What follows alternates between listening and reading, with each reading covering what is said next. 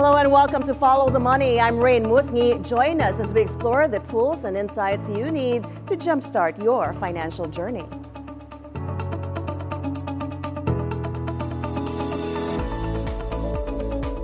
We begin with updates on severe tropical storm Christine. At least 7 people have been confirmed dead in the Philippines because of the weather system.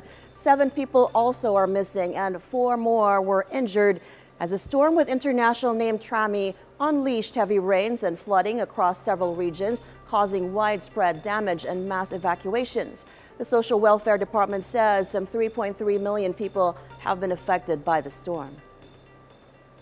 Who have been affected by Typhoon Christine, and that's equivalent to more than 3.3 million individuals. We have monitored more than 5,400 Officials say the provinces most affected are in the Visayas and southern Luzon, where floodwaters have reached dangerous levels. Rescue efforts are still underway to reach those trapped by floodwaters.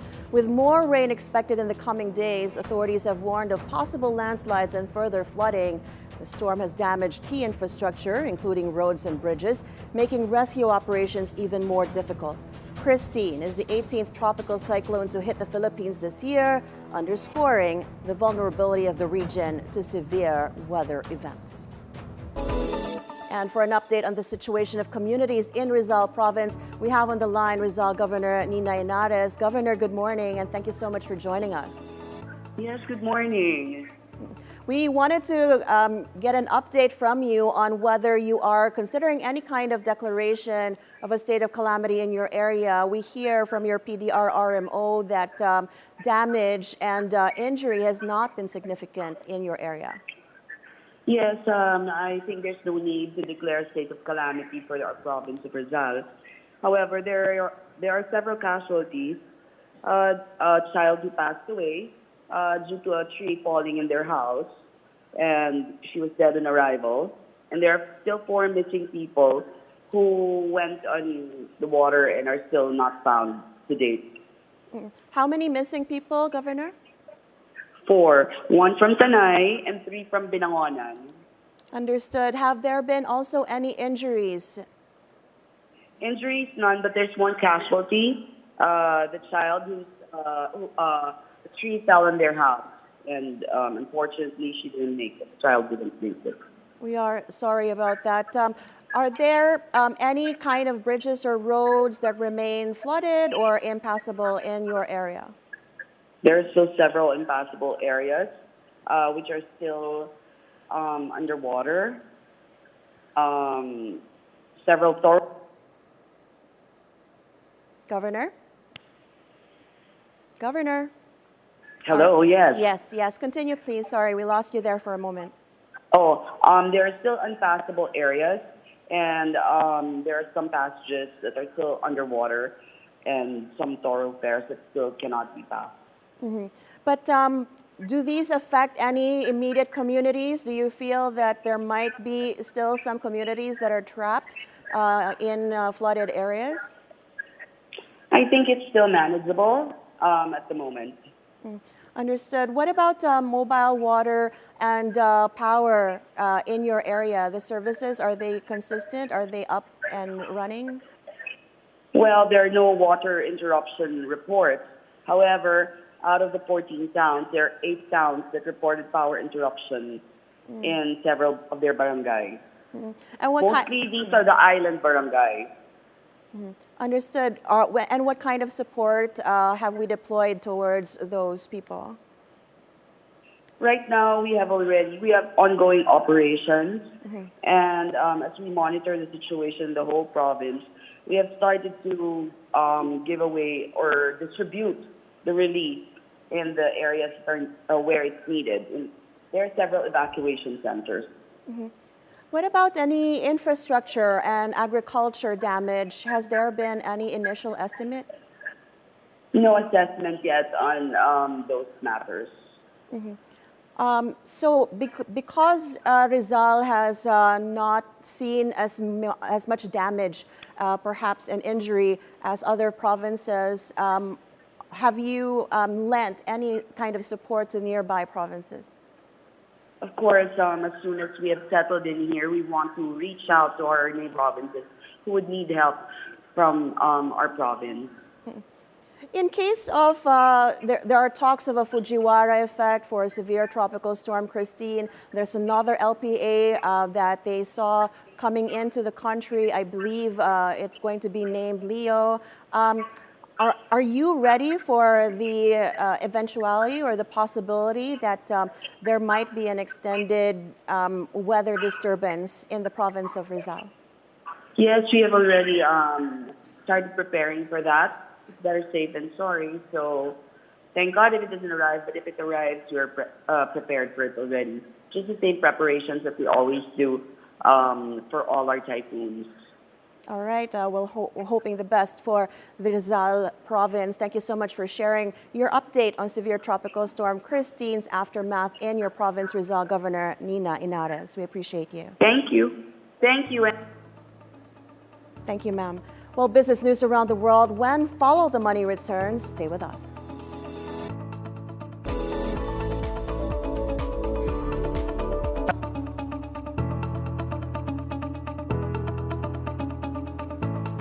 Welcome back. Finance chiefs from the G20 expressed optimism for achieving a soft landing for the global economy and urged resistance to protectionism.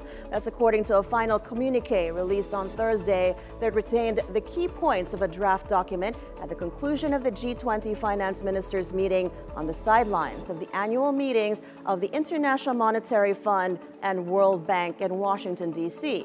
The communique contained no mentions of Russia's invasion of Ukraine, long a point of division for the group, nor the conflicts involving Israel and Hamas in Gaza and Hezbollah in Lebanon. A separate share statement issued by Brazil, which holds the G20 presidency this year, said, however, that members had differing views on whether the conflicts should be discussed within the group. It added that Brazil would conduct discussions on the conflicts among G20 Sherpa officials in preparation for the G20 Leaders Summit in Rio de Janeiro in November.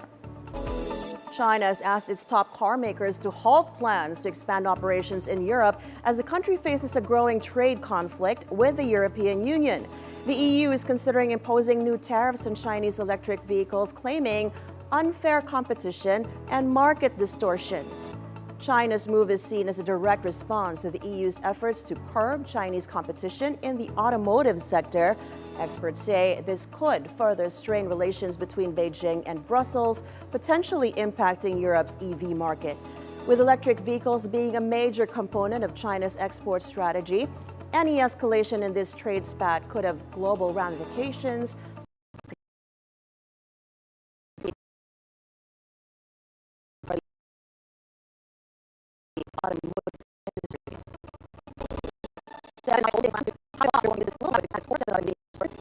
Thursday, as the Japanese retailer looks to avoid a $47 billion Canadian takeover.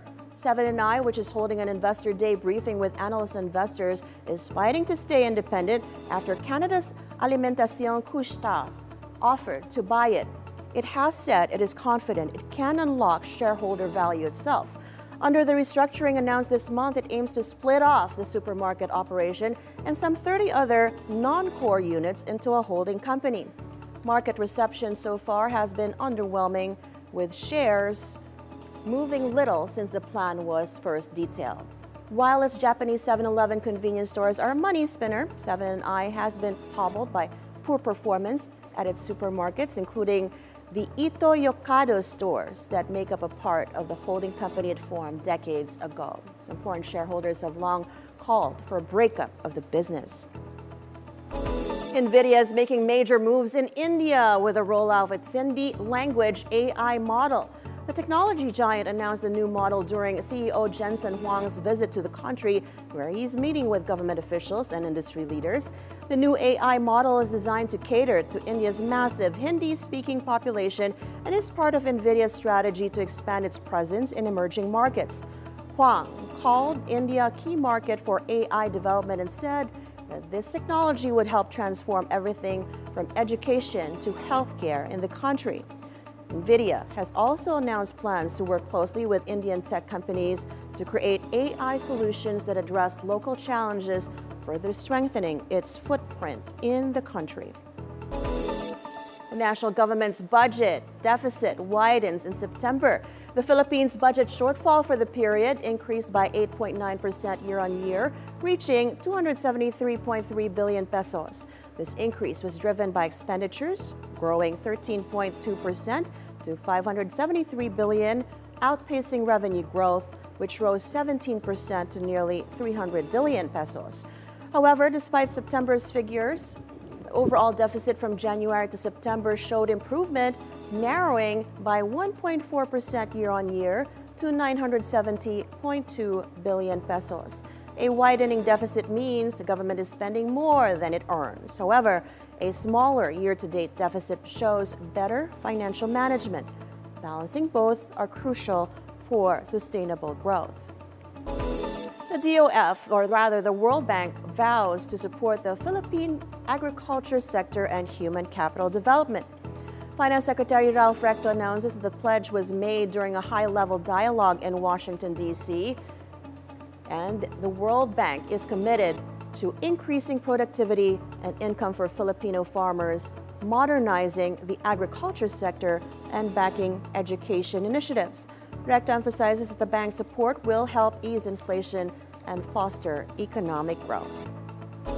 Japan's former top currency diplomat Masatoshi Konda is set to become the new head of the Asian Development Bank. The ADB has closed the nomination period for its next president, with Konda as its sole candidate. The group's board of governors will begin voting on Monday, with the results out on November 28th. Konda is expected to succeed Masatsugu Asakawa, who will retire in February. As Japan's former vice finance minister for international affairs, Konda is known for leading significant yen buying interventions in the currency markets in 2022 and 2024. He stepped down from that role in July. ASN Corporation, the renewable energy arm of businessman Jaime Augusto Zubel de Ayala, is expanding its footprint. The company will invest $18 million to start construction on a 70-megawatt solar project in Bangladesh. ASN says this is part of its $200 million equity commitment to its joint venture with Singapore-based solar developer IB Vote.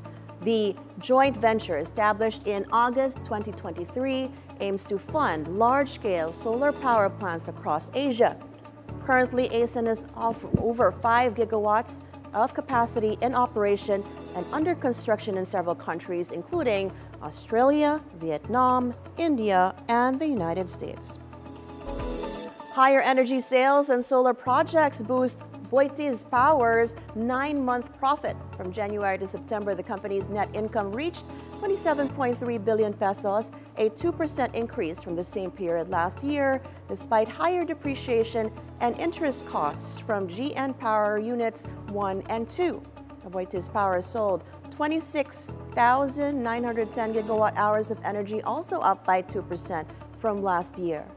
This reflects a positive trend towards sustainable energy development, which will enhance the country's energy security and reliability while supporting the shift to cleaner, more affordable power sources.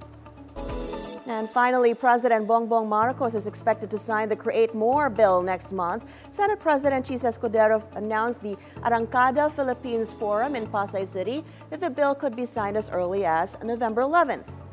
Escudero notes that they are working closely with the Office of the President and Executive Secretary to align the final versions to avoid any back-and-forth delays. The bill aims to reduce the tax rate for both domestic and foreign companies from 25% to 20%. It also proposes the removal of value-added tax on essential services. The goal is to increase foreign investment by creating a more stable and predictable business environment, enhancing the Philippines' competitiveness in the region. And that is it for today's edition of Follow the Money. I'm Raine Musñgi. Thank you so much for watching us. Keep it here on BNC, the Billionaire News channel, always on top.